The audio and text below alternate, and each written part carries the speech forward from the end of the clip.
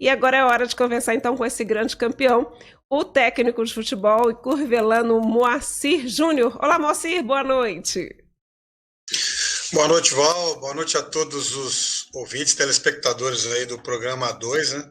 Uma satisfação muito grande, após mais um título aí na carreira, poder estar trocando aí, né, algumas palavras e recebendo também o carinho de vocês, que são da minha cidade natal, onde eu estive ano passado e depois de muito tempo pude apresentar a cidade aos meus filhos, à minha esposa, né? Que apesar de mineiro, hoje eu resido 18 anos já em Ribeirão Preto, aqui em São Paulo, mas com muita satisfação que eu falo com vocês e muito grato aí pelo convite.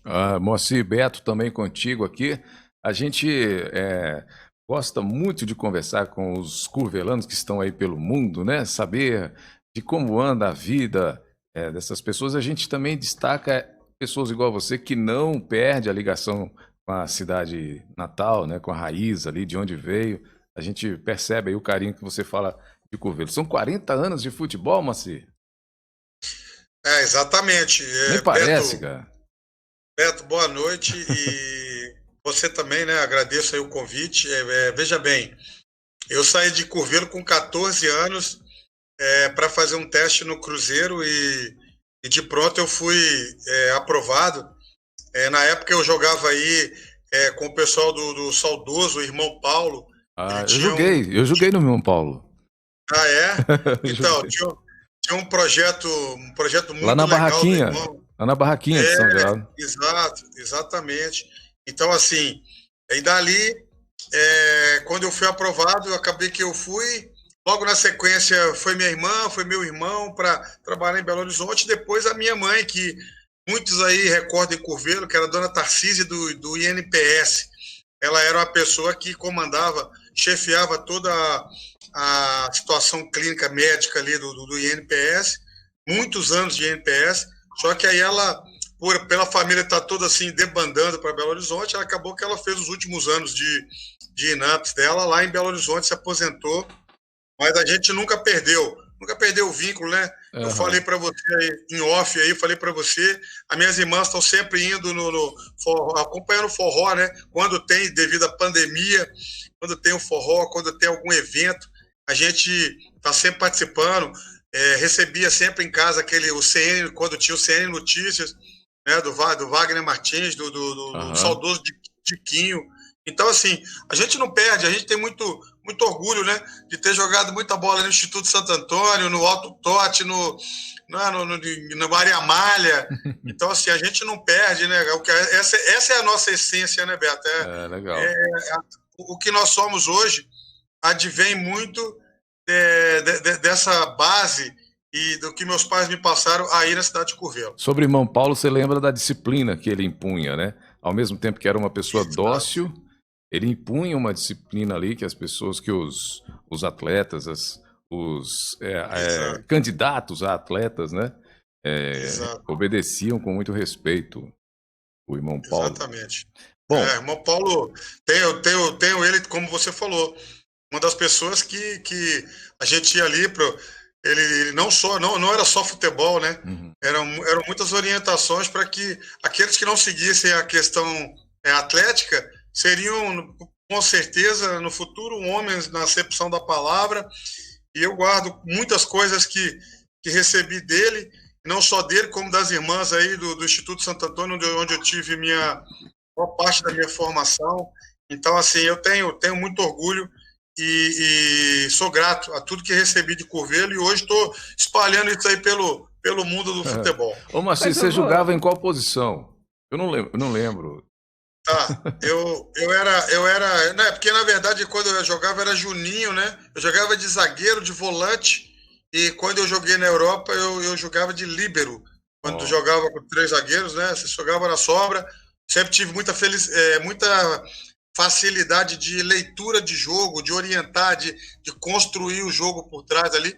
Talvez por isso, né, na sequência, eu Facilitou. me tornei treinador. Já tinha essa característica, né, de, enfim, de fazer essa leitura de jogo, de estratégia, e justamente por isso a gente está conversando hoje com o Moacir Júnior, treinador. Vamos falar um pouquinho sobre esse campeonato paraibano, sobre o 13, enfim, sobre a atuação aí do time e parece que já tinha bastante tempo, inclusive, que o time não levava um título, né, Moacir? Exatamente, Val. É muita alegria para mim poder estar assim proporcionando, né, para uma torcida que estava a torcida do 13, algumas pessoas, né, principalmente que não tem muito contato com o mundo do futebol, não conhece a grandeza e o fanatismo do torcedor na Paraíba é o 13, o Campinense e o Botafogo da Paraíba. São os três maiores clubes, como se fosse Cruzeiro, Atlético e América, vai. Uhum. Ok. Então, veja bem, o 13, na verdade, seria o Atlético Mineiro, Uhum. que é alvinegro também, e ele é o 13, é o Galo, É o né? O Galo da Galo, né? Borborema. É o Galo da Borborema. Então, assim, é de um fanatismo. Se você entrar na rede social, se você for ver, a gente é parado na rua. Quando você perde um jogo, você não pode sair de casa, entendeu? Tem outro lado. A coisa ela é bem assim, o futebol no Nordeste às vezes ele é religião, entendeu? Ele não é um esporte, ele se torna uma religião. É diferente até da gente aqui no Sudeste. Lá a pessoa às vezes deixa de comprar né, de sair com a sua família para um restaurante para guardar o dinheiro de ir no estádio ou de fazer as coisas, comprar a camisa do clube, aquela coisa toda. Então é tudo um ritual. Então assim, a gente chegou lá e haviam 9 anos, né? E esses 9 anos sem título era uma carga muito pesada em cima de todos os treinadores que lá passaram, todos os atletas que lá passaram. E aí eu cheguei lá, advindo da Portuguesa, e o clube estava num momento que já se pensava até em não classificar e já reformular para o Campeonato Brasileiro, da Série C, que ele disputa. Só que aí a gente chegou e foi muito feliz, mais uma vez, né? Ano passado, no América de Natal, a mesma situação, pegamos o barco andando, né? Trocar o pneu do carro andando não é fácil, mas a gente conseguiu incutir na cabeça dos jogadores que aquele grupo, e com a nossa chegada, nós poderíamos sim sonhar ainda com a classificação, e depois com a semifinal, e depois com a final, e por que não o título, né? De fazermos história dentro do clube. E aí, todo dia você no treinamento falando isso para eles, nós vamos ser campeão, nós vamos conseguir reverter esse quadro e tal. E acabou que o pessoal comprou a ideia de uma forma assim fantástica. A gente levou alguns conceitos, alguns princípios que o time estava precisando na questão de organização, né? A gente chama de 5. O futebol moderno ele tem 5 momentos no jogo, né? Que é o momento que você recupera a bola. Aí você tem a transição ofensiva, que já é o segundo momento. Quando você perde a bola, tem a transição defensiva. E as bolas paradas. Se você consegue organizar o seu time nesses 5 momentos, você vai ter um time aí organizado e provavelmente vencedor. Então a gente conseguiu isso, passar isso para os jogadores e para os diretores e tal. Levei alguns jogadores pontuais também de São Paulo aqui, que me ajudaram muito. E a gente conquistou, cara, de uma forma brilhante. Eu ainda estou em êxtase aí, porque eu sei que mexe com uma cidade, né? É uma cidade, é uma nação lá no estado, que você deixa feliz depois de 9 anos. Tem um respeito pela camisa, né? Exato. Que é muito sério. Então, assim, você está falando aí de o momento que o técnico ganha o respeito, ganha a confiança do grupo, e você sente que o trabalho vai fluir. E também, quando isso não acontece, você deve sentir também, né? Nossa, aqui eu vou me agarrar aqui, cara. Vou ver até onde vai, mas já vi que não vai dar. Não tem esse momento ou não? Exatamente, Beto. Assim, o futebol, ele é multifatorial, né? E ele é assim, o vestiário, ele é uma churrasqueira quando tá aquela brasa assim. Qualquer palavra errada que o treinador fala, você bota fogo de uma forma negativa. Qualquer palavra certa que você fala, você coloca fogo de uma forma positiva. Então, essa experiência aí, né, que a Val colocou aí, eu, na verdade, assim, eu não me orgulho muito, para te falar a verdade, de tantos clubes que eu treinei, porque se eu treinei tantos clubes é porque a realidade do futebol brasileiro em relação aos treinadores, ela segue ainda muito vulnerável, né? Então, você perde 3 jogos, você não vale nada, eles te mandam embora, Aham. né? Então, veja bem, agora, eu me orgulho, sim, de me sustentar num mercado hiper competitivo, super difícil, às vezes um pouco assim, onde a palavra ética, ela é cada vez mais difícil de ser executada, né? Muito se fala e pouco se tem. Aham. Mas a gente, cara, com perseverança, com persistência, né? Esse jeito mineiro nosso aí, a gente chegou mesmo, literalmente, né? Falando pouco, trabalhando muito, e os jogadores compraram a ideia. Você foi muito feliz. Quando os jogadores simpatizam com você e vê que você está falando a verdade, olhando no olho deles, e você não cai em contradição, as suas atitudes são coerentes com suas palavras, eles vão pular da ponte com você. Aham. Agora, se não, você pula da ponte e vai ficar ali uns 10, 11 para trás, você vai afogar sozinho lá embaixo. Então, graças a Deus, a gente conseguiu aí convencê-los.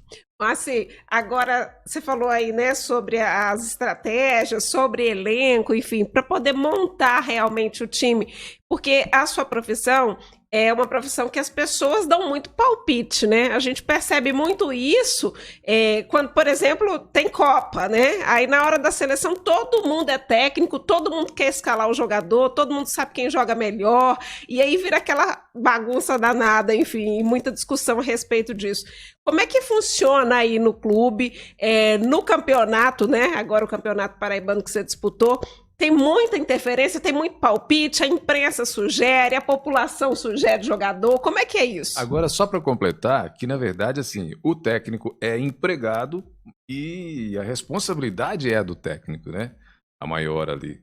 Você responde ao presidente, ao diretor de futebol, mas você é um empregado do clube, né? Fica bem difícil de comandar essa parte, hein, Moacir? Exatamente. Eu vou ter a liberdade também de comentar com vocês. Eu sei que pode ter um alcance até lá em Campina Grande, mas uma das marcas principais da minha carreira, além da gestão de grupo e de acreditar no ser humano, é de trabalhar com transparência. Para você ter uma ideia, nós fomos campeões agora com salários atrasados, com um monte de problemas que, como você falou, Beto, você é um funcionário, mas você paga o pato por coisas que não são da sua alçada, da sua competência. Mas você é a cabeça a ser colocada a prêmio sempre, entendeu?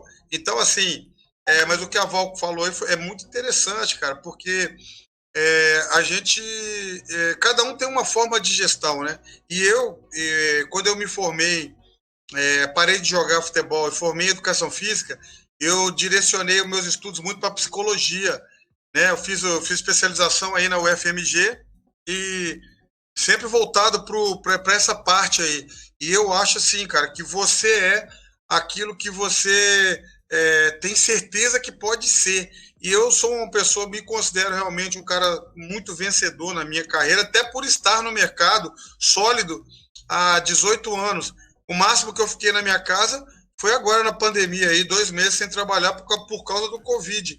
Mas eu nunca me falta convite, né, para gente, mas mesmo assim, dentro desse jeito nosso, eu tenho aquilo, quem não me conhece acha que eu sou um general, mas os meus jogadores me têm como um paizão, depois acabam virando parceiros, virando amigos, né? Então, assim, você tem que saber o meio termo de tudo, mas o principal é você realmente comandar com uma mão forte, com um cajado, você ter o seu cajado aí muito bem direcionado para aquele alvo, né, que você quer atingir. E eu sempre tenho feito isso. Muitas vezes dão certo, às vezes não, que também faz parte do processo. Mas hoje eu me sinto muito honrado de ter um respeito grande em todos os estados aí da União. Ô, Moacir, você falou que direcionou seus estudos para psicologia. E como que é o seu comportamento como técnico? Como que você avalia isso? técnico mesmo, muito técnico, ou você usa aquela intuição, pô, vou tirar fulano e colocar fulano porque pode dar, ou seja, como é que você trabalha isso? Você na beira do campo ali. Olha, Beto,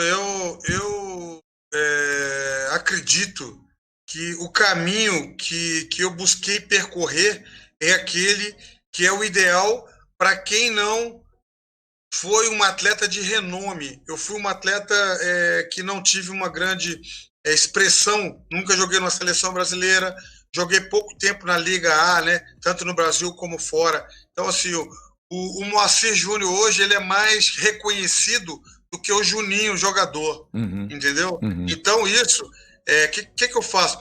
Eu peguei a parte prática e inseri a parte teórica na parte prática, né? A minha vivência como atleta, e aí eu procurei estudar a metodologia, como que você... Porque tem dois tipos de treinador, aquele que é só prático e aquele que é só teórico. E eu acho que o cara que é prático teórico, ele tem chance de se dar melhor, de ter esse feeling, ter o feeling mais aguçado na hora das tomadas de decisão. Porque você tem que tomar decisão na hora de contratar, na hora de substituir, na hora de mandar embora, na hora de chamar para uma conversa particular, ou na hora de explodir com o jogador, na hora que você tem que dar aquele, como se diz, aquele esparramar o vestiário, como eu fiz no jogo contra o Botafogo da Paraíba. A gente perdeu de 2-0, e aí depois nós fomos buscar. A gente foi buscar, ganhamos de 2-0 no jogo de volta e ganhamos nos pênaltis. Aí fomos para as finais. Mas ali eu falei para eles, ali a gente foi campeão. Quando a gente reverteu uma situação que para muitos era irreversível, falei, agora a gente vai ser campeão, cara. Não tem como tirar mais. Então você acaba usando um pouco da psicologia. Eu gosto muito de dinâmicas de grupo, no pré-jogo ali, numa reunião, sábado à noite, chamar o jogo. Eu gosto muito de conhecer todos os jogadores, os familiares, assim, fala para mim quem é você, quantos irmãos você tem, tem pai, não tem pai, tem mãe, tem algum deficiente na família, tem algum caso raro, tem alguma coisa que... O que é bom e o que é ruim na sua vida. Eu gosto de conhecer isso de todos os jogadores, porque assim eu acabo traçando o perfil dele para que eu possa saber como me conduzir diante deles. Muito bem. Você tem gente por aqui te saudando aqui através de mensagem. O Miguel, Legal. que é do Sub-11 do Cruzeiro, está dizendo, excelente live, parabéns, Moacir, por representar tão bem a nossa cidade. A Laura está aqui prestigiando a gente, a Giza também, a Débora, Ellen. Você consegue ler mais aí, Val? Sim, olha, tem pergunta aqui para o Moacir. O Rodrigo Lucena está perguntando o seguinte, fala para o Moacir como é que faz, que ele é um grande professor, como é que faz para poder se tornar um treinador. Na verdade, o Paulo Júnior também está aqui dizendo que o Moacir realmente é um cara de muita expressão, enfim, acompanha aí o trabalho, ele sabe muito, né, gosta muito do trabalho que é desenvolvido aí pelo Moacir. E o Rodrigo está pedindo dica, como é que se torna um treinador? Olha, o Rodrigo está aí em São Paulo, inclusive. Tá em São perto. Paulo, em Ilhabela. Que legal, né? Um abraço a todos aí que estão interagindo aí conosco, né? Através do programa de vocês. Veja bem, hoje existe um pré-requisito que não havia há 5 anos atrás, que além de você passar por categorias de base e tal, existem os cursos da CBF, tá? Existem as licenças, a licença C, B, A e a Pro. Moacir Júnior, eu por ter muita experiência, eu já entrei na licença A em 2016, eu fiz 2 módulos dela em dezembro, e agora eu terminei a licença Pro, que é a maior licença do nosso país, né? Então eu posso dirigir hoje um time de Série A do brasileiro, de Série B do brasileiro, de Série C.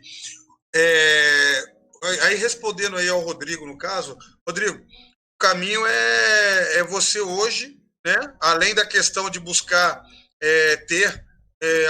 primeiro você ser um auxiliar técnico de alguém na categoria de base, depois você ter uma experiência de comandar, e depois, né, no profissional da mesma forma, mas eu busquei pelo menos passar por aquilo que a gente chama de uma escada, né? Eu treinei escolinha de futebol 4 anos, eu treinei infantil, juvenil, juniores, fui auxiliar técnico profissional e agora eu tô 18 anos solo, mas eu te digo, e feliz, porque também eu tenho, assim, emanado conhecimento. Eu fui campeão ano passado com o América de Natal, com uma comissão técnica totalmente diferente com a comissão técnica que eu fui campeão agora com o 13. Aham. Então, isso, a gente anda também, Beto, fazendo profissionais aí, analista de desempenho, auxiliar técnico, treinador de goleiro.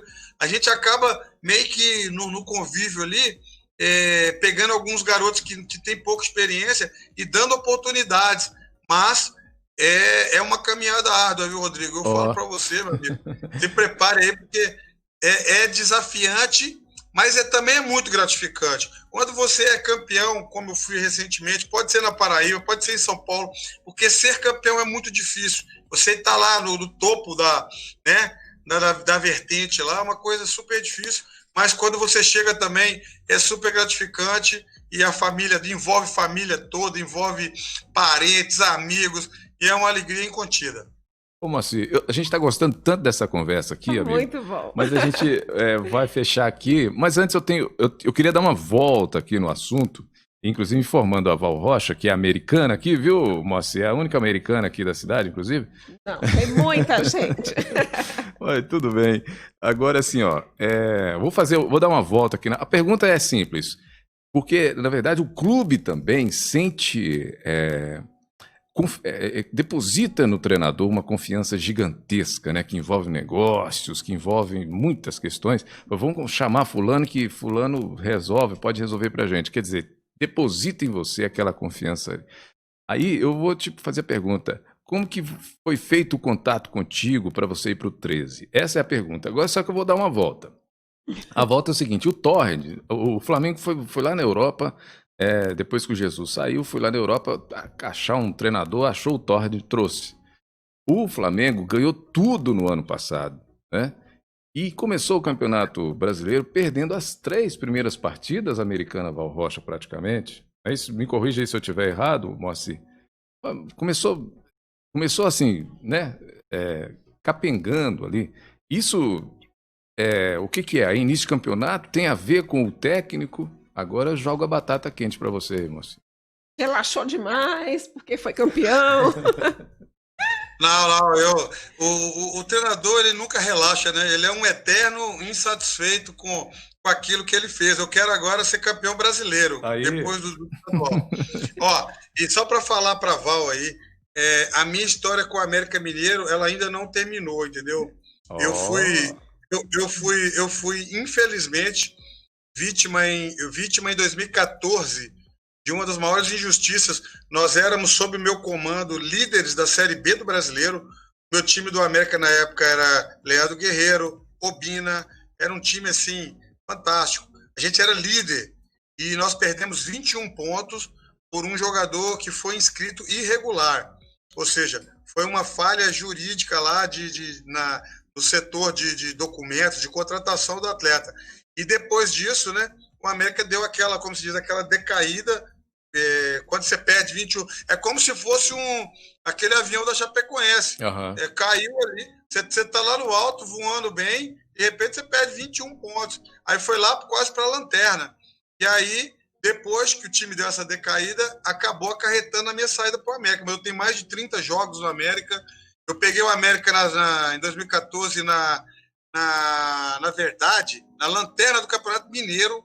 Nós pegamos o elevador, chegamos na semifinal do Mineiro e depois na Série B a gente estava com um trabalho assim fantástico, o melhor trabalho que eu qualifico na minha carreira. Bacana. E aí de repente deu esse problema. Mas aí o presidente da época, é o presidente atual, o presidente Marcos Salum, eu falei para ele, Salum, eu acho que foi uma injustiça muito grande, mas um dia espero que vocês possam pagar e eu vou ser vitorioso no América da Val aí, se Deus quiser. Agora vamos lá. Como o 13 te levou? Isso aí que a pergunta era essa. Então, pegando um gancho, hoje, quando eu saí da Portuguesa, na verdade eu tive 3 convites antes do 13, Só que aí tem aquela questão da experiência e dos desafios. Eu vislumbrei no convite do 13, entendeu? Aí você fala, como que é feito esse contato? É feito da seguinte forma. Hoje eu não tenho assim um empresário específico. Eu tenho várias pessoas do futebol que eu respeito muito e que sabem da minha índole, do meu caráter e do meu trabalho. Então essas pessoas sempre me ligam perguntando, eu posso trabalhar o seu nome nessa região do país, nesse clube, assim, assado? Aí quando eu dou autorização, as pessoas vão. E aí quando eu saí da Portuguesa, me ligou uma pessoa e perguntou, ó, o 13 está buscando um treinador no seu perfil, posso intermediar? Eu falei, o 13 me interessa. Por quê? Porque tem muito tempo que não é campeão. Por quê? Porque é um time de massa. E eu tenho trabalhado ultimamente só em time de massa. Se você for colocar aí, América de Natal, Criciúma, Náutico, América Mineiro, são times, né, que têm muita tradição. E eu gosto de colocar o meu nome, agregar a minha marca a esses clubes, porque isso agrega para mim e agrega para o clube, tá, entendeu? Então foi feito esse convite e através dessa pessoa, e quando eu disse não ao Anápolis de Goiás, e teve um clube também não sei se foi o Marcílio Dias, de Santa Catarina, eu falei o Brusque, eu falei não, para lá eu não vou. Agora quando apareceu o 13, eu falei, já tinham 2 semanas que eu havia saído da Portuguesa, aí eu falei, eu vou pro 13. Bacana. E aí a gente conversou, chegamos num denominador comum e acabou que foi uma ótima opção porque culminou com um título após 9 anos. Foi campeão. Muito bom. Ó, você vai ser campeão brasileiro e na sua comemoração lá você vai falar, olha, prometi pro Beto e pra Valdo, a 2 lá em Curvelo. Aí você fala lá, viu, bicho? Não, agora quando eu voltar aí em Curvelo, Diamantina, que eu adoro, né? Além de ser minha terra natal, Curvelo, Diamantina é uma paz de espírito muito grande. Já tem muitos anos que eu não vou em Diamantina. Esse ano, talvez eu vou pegar meus 2 filhos aí, minha esposa, ou só os 2, e vou dar um chego. Eu quero aí visitar o estúdio de vocês. Fechou. Olha, que ficou muito legal. Olha, só uma ideia, com essa época de pandemia, sem público, fica mais fácil para o técnico trabalhar no campo? Para mandar as mensagens, falar com os jogadores? Fica mais fácil, principalmente quando você está construindo um trabalho. Uhum. Agora chega uma hora, né, Beto? Faz falta, né? Agora que se torna um pouco monótono, né, cara? Até as cobranças, até o pessoal te chamar de inteligente demais ali no beira do campo, ou de outra coisa, você sente saudade, entendeu? Porque a gente acostuma, né? A gente acostuma tanto com as manifestações, tá, mas eu, particularmente, aquilo que você falou, eu sou um cara teórico-prático, eu tenho a teoria, eu tenho essa questão do sangue na veia, de gostar, mas também eu tenho aquele equilíbrio do teórico, de estrategista, de tudo. Então, para isso, você tem mais paz para transmitir e para também fazer seus atletas verem aquilo que você está querendo naquele momento. Legal. Obrigado, Gui Moacir. Quando a gente estava aqui passando o roteiro do programa, eu vi sua foto e falei assim, Val, acho que eu estudei com esse cara.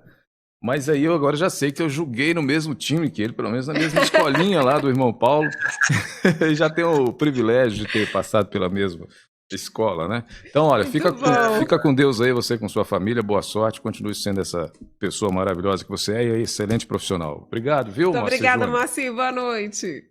Obrigado, Beto, Val, e aos seus ouvintes aí, o pessoal, os telespectadores. Espero que o programa vá cada vez mais forte aí, rumo àquilo que vocês desejam. Grande abraço, fiquem com Deus aí. Com Deus. Obrigada. Sucesso para nós. Tchau. Valeu.